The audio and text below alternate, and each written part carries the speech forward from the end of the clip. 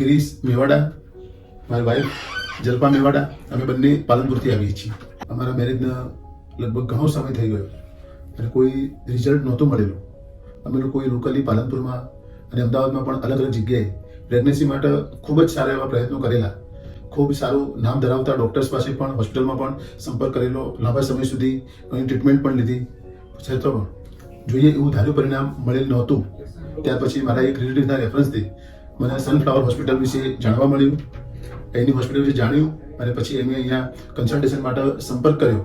શરૂઆતમાં મને એમ જ લાગતું હતું કે ઓર્ડિનરી હોસ્પિટલની જેમ અહીંયા પણ કંઈક એવું જ હશે, પણ જેમ જેમ અમે લોકોએ ટ્રીટમેન્ટ લીધી, આગળ વધતા ગયા, એમ અમને ધીરે ધીરે વિશ્વાસ આવવા લાગ્યો.